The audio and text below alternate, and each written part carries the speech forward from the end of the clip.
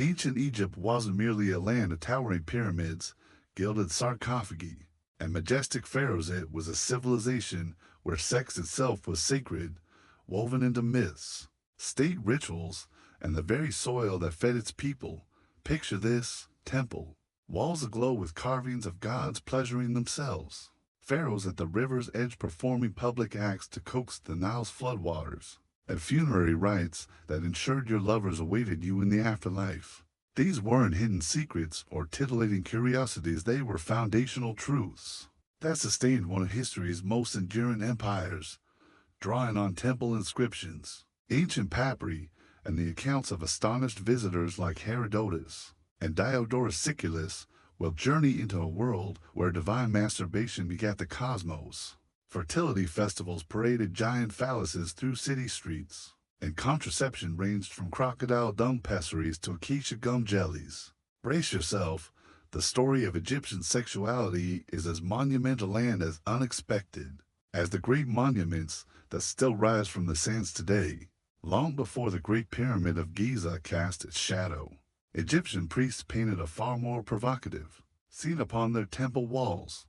At Karnak, among rows of colossal columns, you can still trace the outlines of Adam, the primal god, reclining alone in the cosmic waters of Nun. With one hand upon his phallus, Adam masturbates, and from his divine essence springs Shu'er and Tefnut moisture, the first pair of deities from whom all life flows. This wasn't an erotic footnote. It was the cornerstone of Egyptian cosmology. To them, creation itself was an act of self-pleasure, a sacred overflow of divine potency that set the universe in motion. No shame attached, only the reverent acknowledgement that sexual energy was the wellspring of existence. Centuries later, that same energy would course through the veins of Egypt's living gods, the pharaohs. Each spring, as the Nile swelled with silt and promise, the ruler would don ritual whites and step into the river's edge. Before a hushed assembly of priests and foreign envoys, there, in a ceremony known by the cryptic hieroglyph D, he would ejaculate into the sacred current, invoking Adam's creative power to guarantee the flood's bounty. Classical observers, Herodotus among them, recorded the spectacle with a mix of shock and awe. To the Greek mind, it seemed pagan indecency. To the Egyptians, it was statecraft, a solemn duty to uphold my cosmic order by channeling divine semen back into the world. Archaeologists have since uncovered hidden chambers in Luxor and Karnak, their walls inscribed with spells and formulas meant to guide the king's words and gestures. The term D, etched repeatedly in royal decrees, always appears alongside symbols of fertility. Papyrus reeds, lotus blossoms, stars. In those frescoes and reliefs, we glimpse the pharaoh not as a distant monarch, but as an active conduit between heaven and earth, tasked with sustaining life through his very body. Imagine the stakes: one misstep in posture or incantation, one withheld gesture, and the Nile might falter, bringing famine, unrest, even collapse. The pressure on these divine rulers was unimaginable. Their performance anxiety, etched in the hieroglyphs they believed would echo for eternity, plunges us into the royal courts, where pharaohs considered gods on earth wielded sexual power as both religion and politics. Here, intimacy became statecraft, marriage was divine mandate, and the king's body was the ultimate conduit for life's renewal. The divine body of the pharaoh in Egypt. The pharaoh was more than sovereign. He was Horus incarnate, the living embodiment of divine kingship descended from the gods themselves. His flesh resonated with Ka, the life force shared by all beings, and with Ba, the individual spirit that moved between worlds. But unlike ordinary mortals, his sexual potency was a public guarantee that meant the balance of the cosmos would endure. Royal iconography underscores this belief. Statues and reliefs often depict the king with exaggerated musculature and youthful vigor, symbols of his undying virility. His consort, the great royal wife, sometimes appeared in temple art, not shadowing him, but mirroring his divine attributes. For her fertility was equally essential. When the king and queen performed union rituals in the privacy of sanctuaries, they reenacted the sacred coupling of gods Osiris and Isis, ensuring the land's fecundity.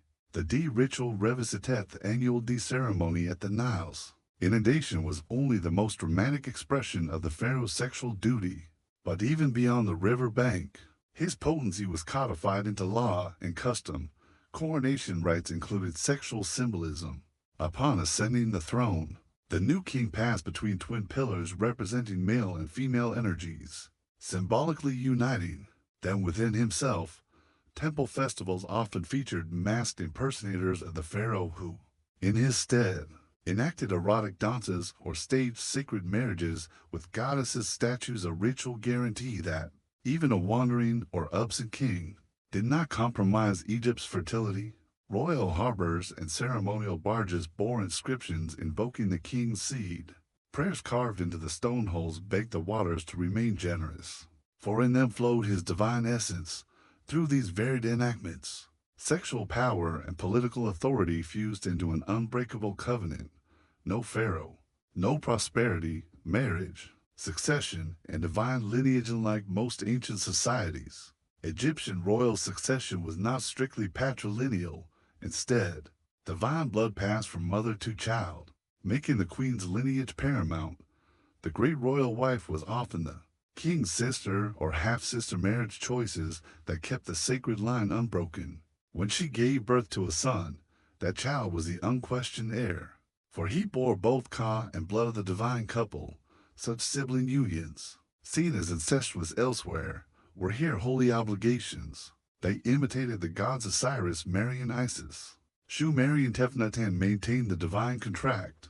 Temple reliefs of the Ptolemies in Alexandria show Cleopatra the seventh enthroned beside her brother husband, each wearing the double crown, a visual assertion that their union upheld Egypt's cosmic order.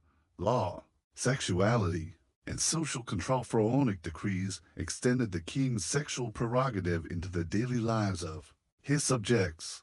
Adultery was not just a private crime, but a disruption of mat. Punishments ranged from public humiliation, stoning, or forced ritual cleansing, to forfeiture of property. The law text stressed that sexual fidelity honored the cosmic balance.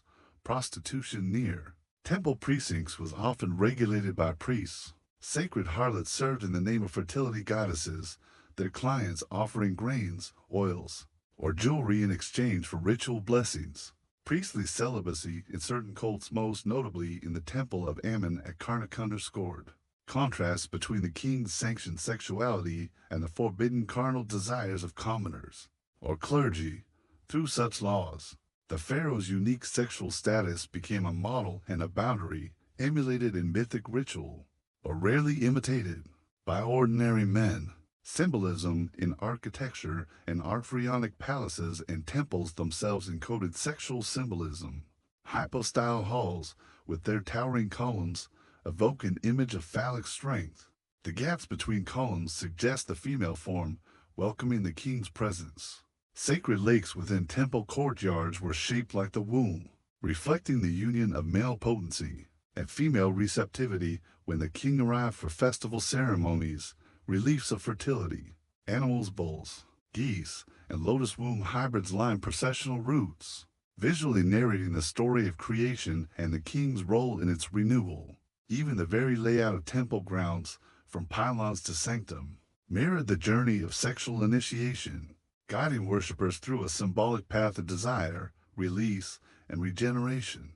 Performance and period. With such exalted power came unbearable pressure. Ancient letters and graffiti, rare though they are, hint at a darker side. Pharaohs plagued by impotence, rumors, rivals scheming to expose ritual failures, and foreign envoys reporting nervously on the king's virility. A single misstep in ritual posture or a poorly recited spell could not only threaten the harvest, but also the pharaoh's very divine legitimacy.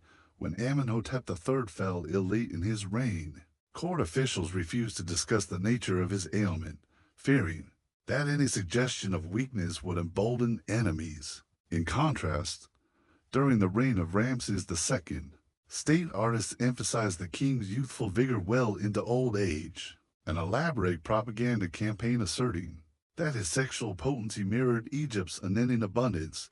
If the pharaoh's body on earth was a vessel of fertility, Then, in death, every Egyptian aspired to join a paradise of eternal pleasure. Central to this vision was the myth of Osiris, whose murder and resurrection defined the promise of the afterlife and, with it, the guarantee of sexual fulfillment beyond the tomb. The murder of Osiris and Isis's devotion in the oldest temple texts, Osiris stands as Egypt's benevolent king teaching agriculture and justice. But his brother Seth, consumed by jealousy, ambushed and dismembered him into 14 pieces. Scattering those fragments across the land, Isis, his devoted wife and sister, embarked on a miraculous quest. She recovered every part of his body save one. His phallus was lost to the Nile's currents. Undeterred, Isis fashioned a magical substitute from gold and the lotus, reuniting it with Osiris's reassembled form. Through this act, she conceived their son, Horus, symbolizing the inseparable bond of life, death, and rebirth. Opening of the mouth, awakening the sensation nobles and commoners alike prepared for burial. Priests performed the opening of the mouth ceremony to ensure the deceased could breathe, see, smell, and yes, engage in sexual pleasure in the field of reeds. Ritual tools, sacred adzes, and ritualistic implements modeled on Osiris's restored phallus touched the mouth, nose, and other orifices, symbolically reactivating life's essential functions. Incantations, priests chanted, spells drawn from the Book of the Dead, often invoking Isis's devotion and the magic she used to renew Osiris's body. A typical blessing might proclaim, by Isis's hand, you walk again by Osiris's seed. You find your bride in the fields eternal, your flesh renewed. Erotic tomb art and the Turin papyrus on walls in the Valley of the Kings are now silent they, thrown with images of lovers embracing amidst papyrus reeds, boat rides across celestial waters, and banquets that culminate in intimacy. These scenes reassure the dead that in their new realm, desire incites creation as surely as it once did. On earth. The Turin erotic papyrus, housed today in Turin's Egyptian Museum, is perhaps the most explicit testament to this belief. Scrolls depict couples entwined in positions so varied they rival any modern Kama Sutra. Far from taboo, these illustrations underscore a core principle, that sexual pleasure is a divine blessing, inseparable from the joys of feasting and dancing in the afterlife. Mummified flesh and artificial organs. Remarkably, Egyptian embalmers took great care to preserve and sometimes enhance the sexual organs of the dead. Male mummies, CT scans, reveal wooden or resin phalli affixed at interment, ensuring men arrived in the field of reeds fully equipped. Female remains. Archaeologists have unearthed evidence of molded resin vulvas in female sarcophagi, hinting at a similar concern for preserving feminine potency. These practices reflect a profound conviction: a sexless eternity was no eternity at all. Temple texts and afterlife guides beyond tomb paintings and papyri, the pyramid texts, some of the oldest religious writings known, offer spells dedicated to sexual rebirth. One such invocation reads, "O Osiris, your seed returns me to life. My body rises in your blessed embrace, my shame replaced by joy unending." Priests inscribed these words on sarcophagi and temple walls, guiding the spirit through trials until it reached the lush marshlands of paradise where abundance and carnal ecstasy awaited. The field of reeds, sex and sustenance on this idyllic Relmaru, the field of reeds, souls danced through golden marshes under a pink sky. There, they hunted fowl, drank sweet wine, and it renewed their bodies in magnetic lagoons. Couples reunited, instigating new life in a land where time held no dominion and the seed of Osiris flowed in every stream. Here, the principles that governed earth, flood and ebb, union and separation played out forever without decay. Sexual pleasure was the engine of cosmic harmony, mirroring Adam's primordial act and the king's sacred Nile ritual. Now freed from mortal constraints, social implications, and popular belief, while such texts and artworks adorned royal tombs, the promise of a sexual afterlife resonated with all Egyptians. Household shrines featured miniaturized phallic fertility symbols, and commoners carried amulets inscribed with Assyrian blessings for safe passage and pleasure beyond death. Even those unable to afford elaborate burials believed that a simple Shabby figure inscribed with spells might serve their sexual needs in Aru. This democratization of divine intimacy underscores how central sex was to Egyptian conceptions of life, death, and what lay beyond. Thrust us back into the heart of the living realm, into the wild, unbridled celebration of men, Egypt's preeminent fertility god. Here, male potency wasn't a private blessing. It was a public spectacle, a civilizational cornerstone that married religion, sexuality, and political theater. Men, the god of virility, stands apart among the Egyptian pantheon, often portrayed with one arm raised aloft, clutching a flail, or androgynous symbol. He sports an exaggerated erect phallus that his devotees revered as the source of creation's unending cycle. Unlike other gods, whose erotic aspects remained veiled, men's sexuality was overt. His iconography a daily reminder that without male seed, neither crops nor kingdoms would flourish. Preparations and procession each year, typically during the inundation season, Egyptian cities hosting men's cult erupted in frenetic activity. Statue preparation, priests of men cleansed and anointed the divine image in hidden sanctuaries. They adorned it with garlands of lotus and palm, and affixed a sacred sheath at its base to emphasize both modesty and power. Assembly of offerings, villagers and nobles alike brought gifts, sheaves of grain, vessels of ale, and offerings of lettuce chosen for its white, milky sap that Egyptians believed mirrored the god's own ejaculate. Ritual dressing, high-ranking priests donned leopard skins and headdresses topped with ram horns, channeling men's dual nature as predator and provider. They carried tall lotus wands and small phallic scepters, symbols of renewal. The grand procession at dawn, the streets filled with a bewildering array of participants, chanting priests, intoning hymns that called upon men's creative force to invigorate fields and bodies alike. Dancing acolytes, their bodies smeared with oil, gyrating in trance-like rhythm to drums and sistrum rattles, musicians playing oboes, harps, and tambourines to heighten the ecstatic atmosphere. Commoners waving palm fronds, brandishing lettuce, and shouting blessings as the ox-drawn bark, carrying men's statue emerged from the temple. As the god's statue rolled through the streets on its ornate platform, the crowd erupted. Women threw petals at the phallic image, believing that even a single flower's contact could bestow conception. Young men thrust out their chests in mimicry, daring each other to match the god's unstoppable thrust. Farmers, freed from winter's toil, danced barefoot in the mud, convinced that each step would fertilize the fields. The role of lettuce and bolswell symbols dominated the festival. 1. Lettuce. Egyptians had long regarded certain lettuce varieties, particularly the tall, sticky-stemmed wort lettuce, as living phalluses. When broken, these stalks leaked a white sap that they deemed sacred semen. During men's feast, bundles of lettuce were offered at his feet, then distributed to participants who consumed the stalks in a ritual feast, believing it would make them virile and healthy. 2. Bowls. At the festival's climax, for bowls each representing an aspect of men's power, strength, passion, labor, and endurance, were led into the city. Priests anointed them with perfume oils and attached golden phallic ornaments to their horns. As the bulls were released into the surrounding fields, they mated freely, symbolically spreading the god's potency across the land. Spectators followed, hoping that the bull's sacred union would guarantee a bountiful harvest and abundant offspring. Transgressive joy and social ritual. Despite its erotic charge, men's festival was not mere debauchery. It served vital social and religious functions. Renewal of Mat. By reenacting the god's creative act, participants collectively reaffirmed cosmic order and agricultural cycles. Communal bonding. Social hierarchies blurred as peasants danced alongside priests and nobles, united by the shared goal of fertility. Political legitimacy. The pharaoh often presided over or sponsored the festival, underscoring his role as chief guarantor of Egypt's well-being.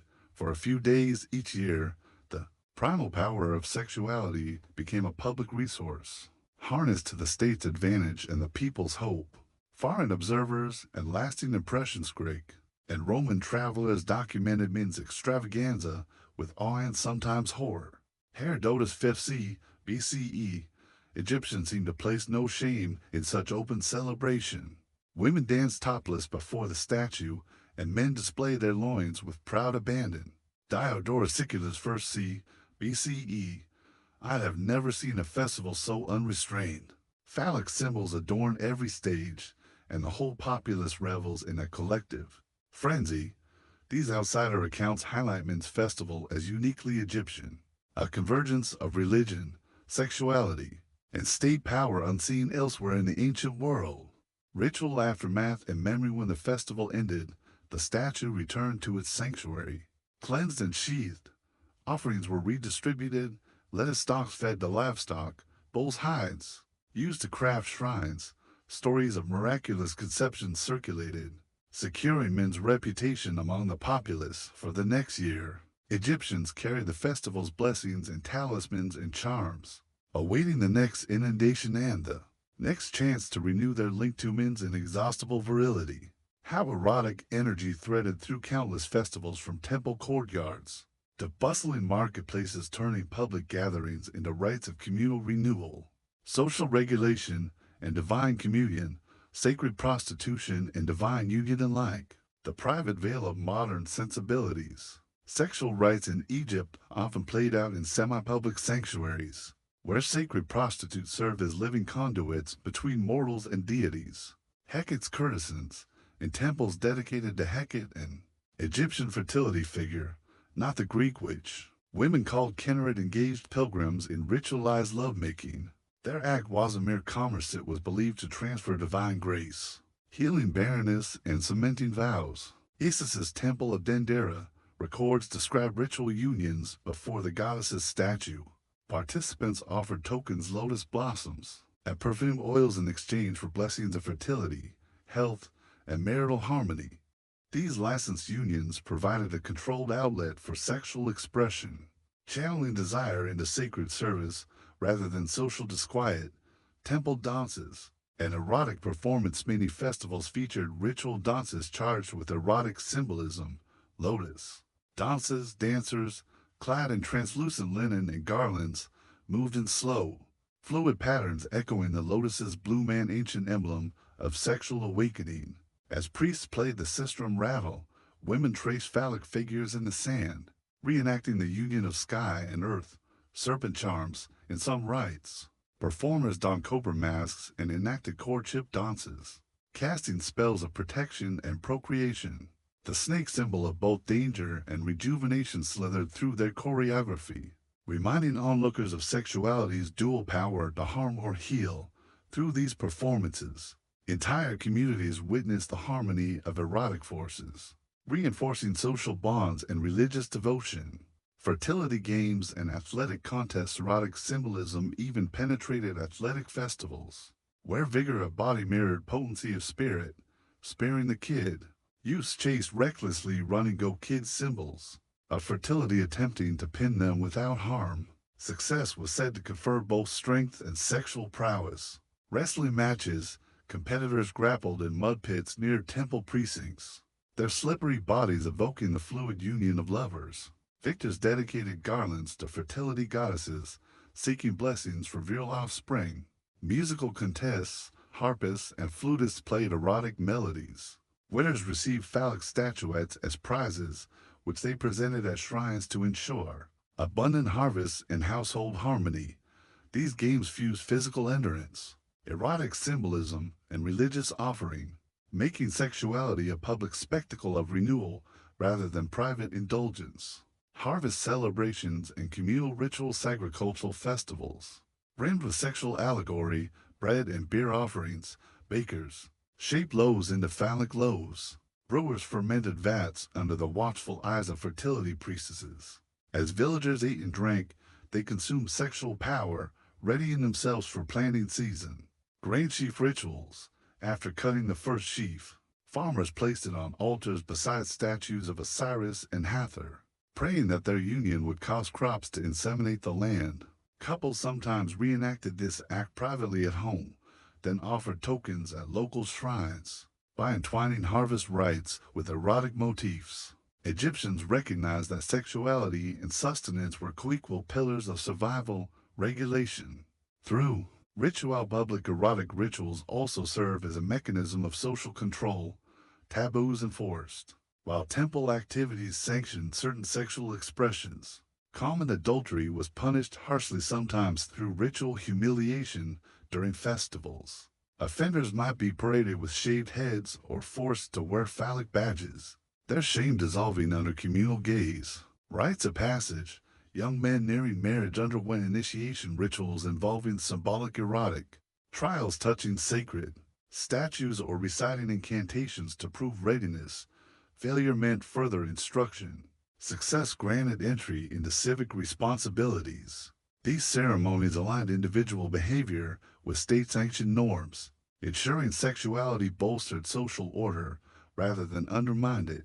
Festivals in the everyday city bay and Grand Temple precincts. Smaller neighborhood shrines hosted weekly or monthly mini-festivals, street altars, portable. Shrines of Bees, the dwarf god of childbirth and sex, appeared during town markets. Vendors offered cakes shaped like phalluses and vulva, and midwives distributed sheep fat lamps engraved with fertility charms. Nighttime vigils, moonlight ceremonies beneath open skies invoked Thoth, god of magic, and writing to record divine blessings on new couples. Scrabble recitations turned erotic poetry into legal contracts, safeguarding spouses' rights and duties. In these everyday settings, erotic ritual was woven into civic life, reminding all that divine pleasure was accessible beyond royal courts and major temples. Echoes in later traditions centuries later. Hellenistic and Roman Egypt retained echoes of these erotic festivities. Syncretic cults. Greek settlers in Alexandria venerated Serapis alongside men, melding phallic rituals with Dionysian revelry. Private mystery cults. Initiates of Isis and Osiris participated in secretive erotic rites, promising deeper union with the divine beyond the public eye.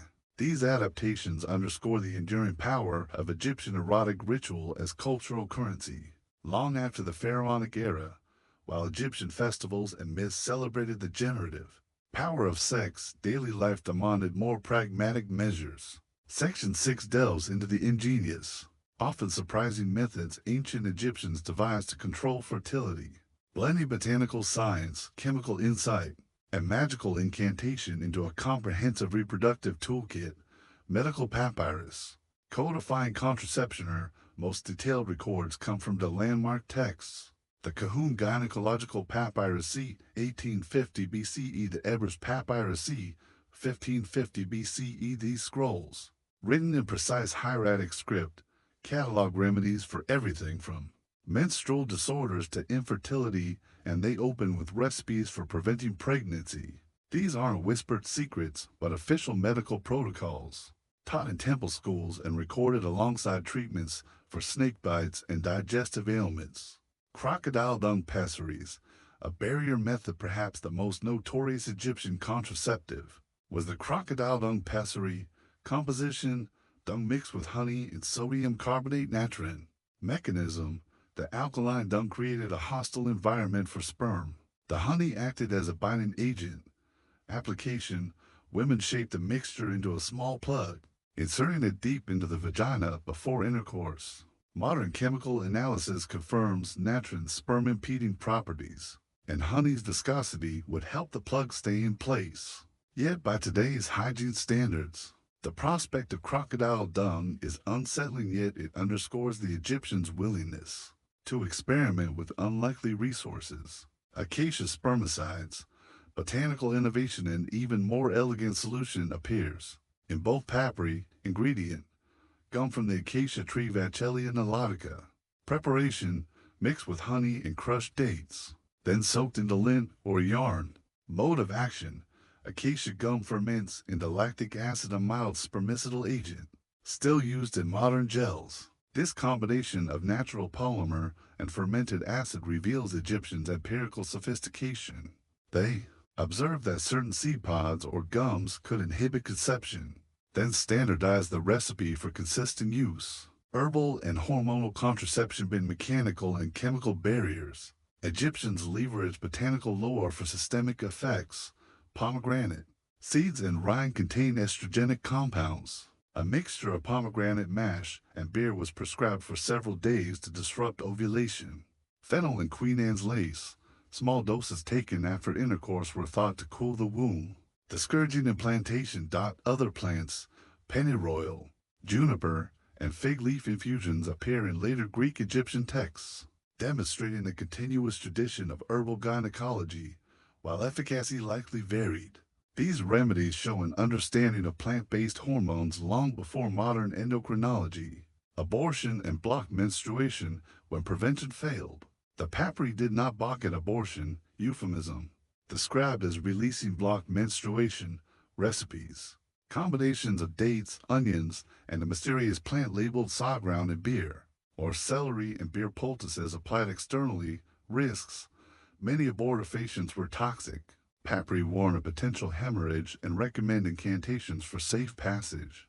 These entries underscore not only the Egyptians' bravery in tackling reproductive emergencies, but also their holistic approach, pairing toxic botanicals with magical charms to protect the healer and the patient.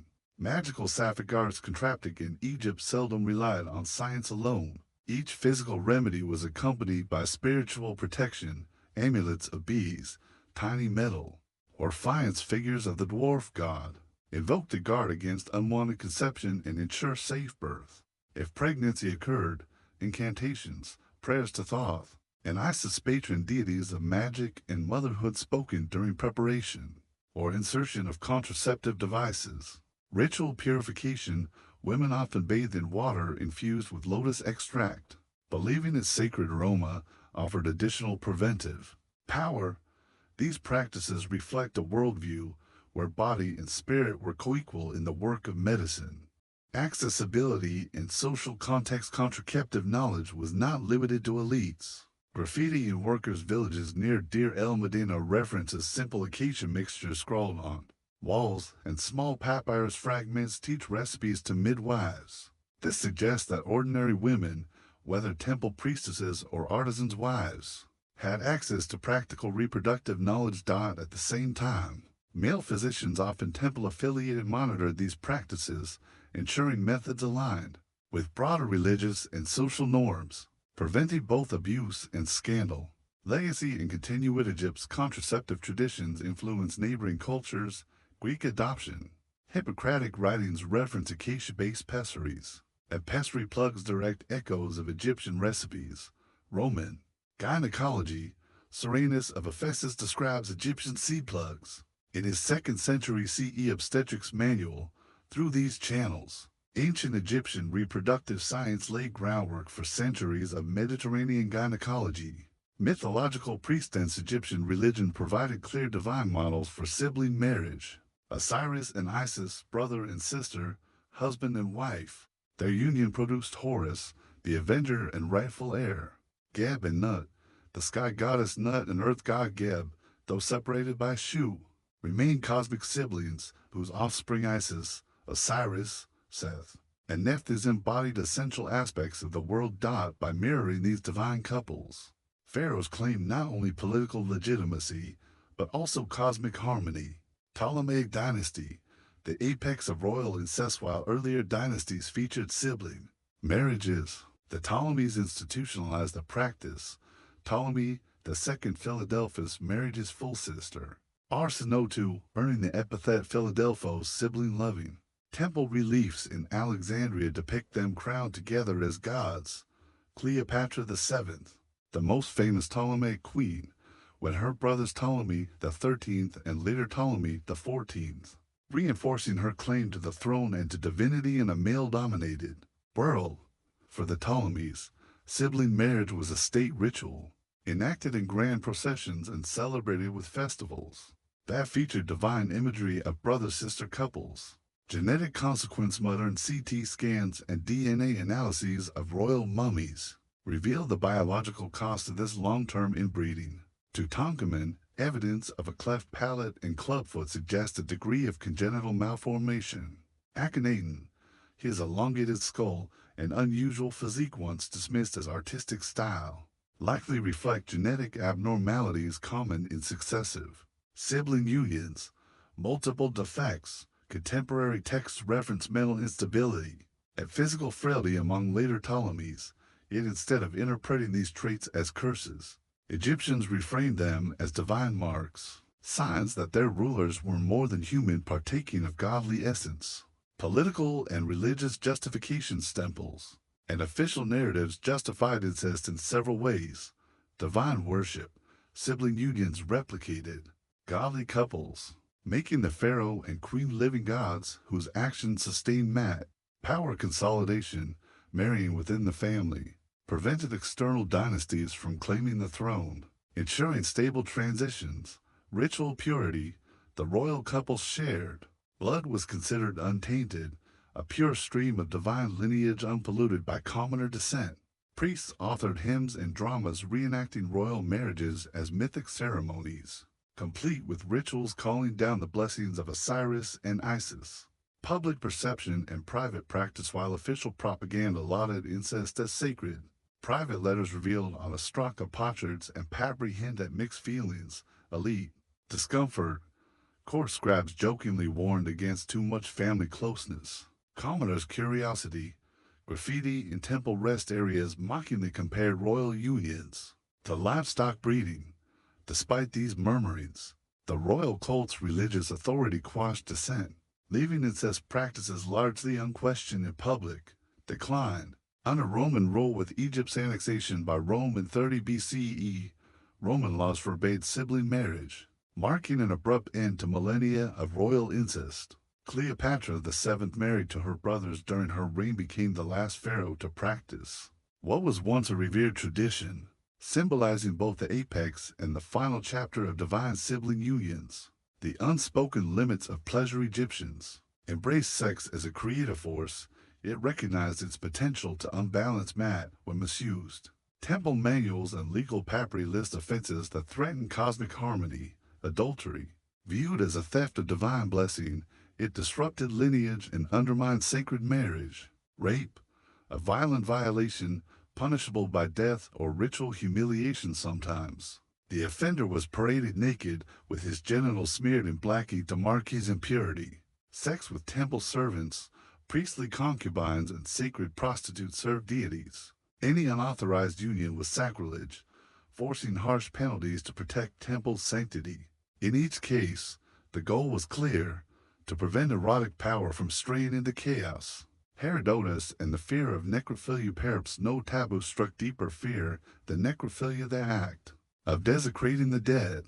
When Herodotus visited Egypt in the 5th century BCE, he claimed that embalmers delayed mummifying beautiful women by 3 days to guard against embalmers driven by lust. He recounted a fellow embalmer catching a colleague in desecration, an act so abhorrent that Egyptian law codes, though lost, must have condemned it severely. While scholars debate Herodotus's accuracy, Egyptian texts suggest a genuine awareness of this danger. Negative confession. In the Book of the Dead, the deceased proclaims, "I have not lain with a corpse," placing necrophilia alongside murder and theft as a grave sin. Embalmer oaths. Priest of Anubis swore to maintain ritual purity. Violations in the Perni for embalming house could incur severe divine wrath, perhaps exile or spiritual damnation rather than a mere fine. This taboo underscores that even in death, Egyptian bodies were sacrosanct vessels. Any sexual misuse threatened not just bodies, but souls' passage to paradise.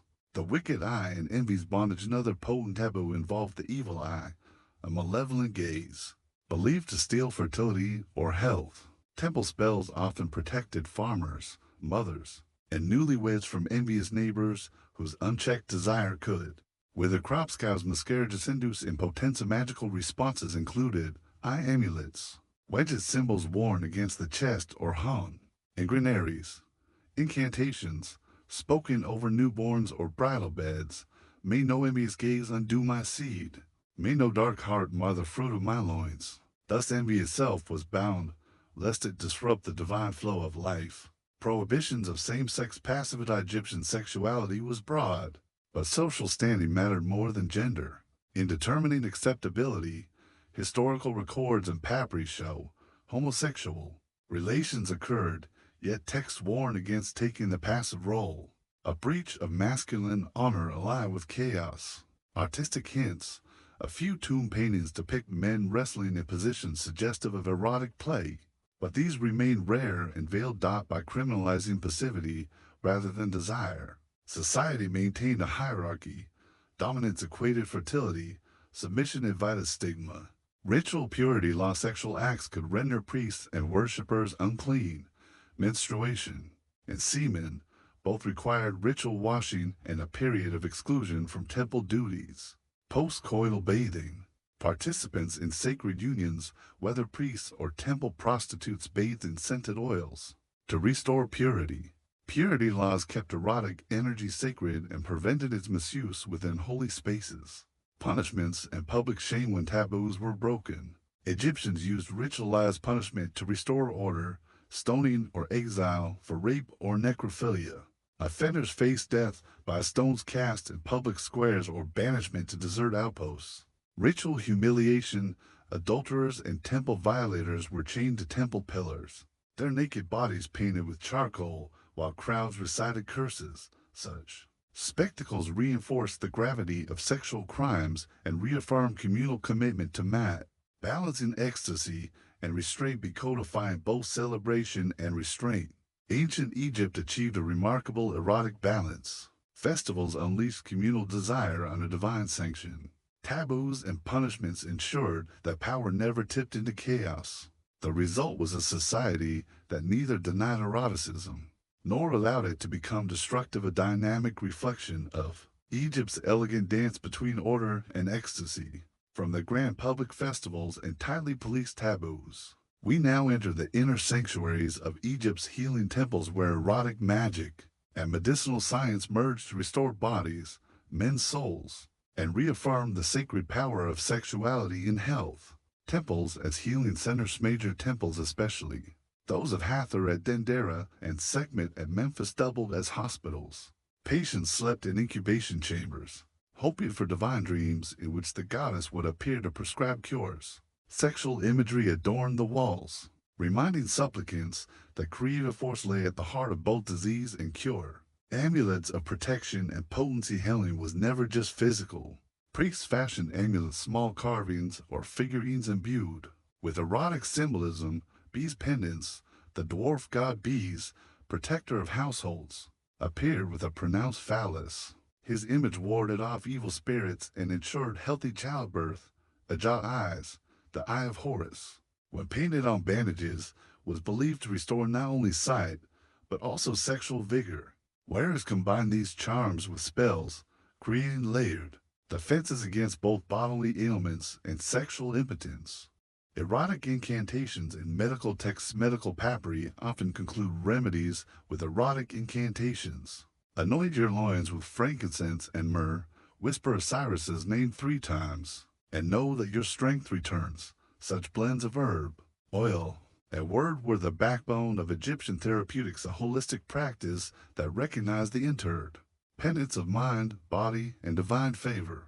Sacred waters and sexual purification. Purificatic rites in temple pylons featured erotic subtext. Now, water baths. Priests anointed patients with Nile water to wash away spiritual seed of disease. Lotus infusions. Known for mild psychoactive properties, lotus tinctures induce relaxed states, easing both pain and sexual tension.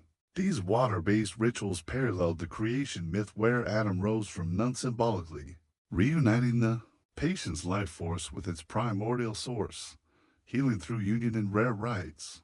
A patient might participate in a ritual union with a priestess of Hathor, not for procreation, but as a sacramental act of physical reenactment of Isis reviving Osiris that could catalyze profound psychosomatic healing. Accounts hint that the emotional intimacy unleashed powerful cures for infertility, depression, and chronic pain. As Egypt passed into Hellenistic and then Roman hands, its unique blend of erotic religion, medical magic, and state ritual spread across the Mediterranean, and echoes of its sexual cosmology persist to this day. Greco-Roman adoptionist mysteries. Egyptian rites of sexual initiation and rebirth found new life in secretive cults of Isis, promising initiates a spiritual union and eternal regeneration. Medical traditions. Greek physicians from Hippocrates to Galen borrowed Egyptian contraceptive recipes and amulet lore, integrating them into Mediterranean gynecology for centuries. Medieval and modern echo west through medieval translations of papyri. Europe rediscovered herbal contraceptives acacia, pomegranate that informed early European folk medicine, erotic, dream incubation techniques that resurfaced in Renaissance art of memory treatises. Even today, popular fertility charms and pagan revivals trace their roots to Egypt's fearless embrace of sexuality as divine science. A civilization's bold vision at its heart. Ancient Egypt taught that sex was not a hidden vice, but the pulse of creation, a force to be honored, controlled, and celebrated. Its pharaohs, priests, and people wove eroticism into every thread of life, from the Nile's flood to the tomb's eternal bliss. In reclaiming these lost truths, we glimpse a culture unafraid of aligning flesh with spirit, and in doing so, discover the ancient secret that pleasure and power can unite to sustain the world.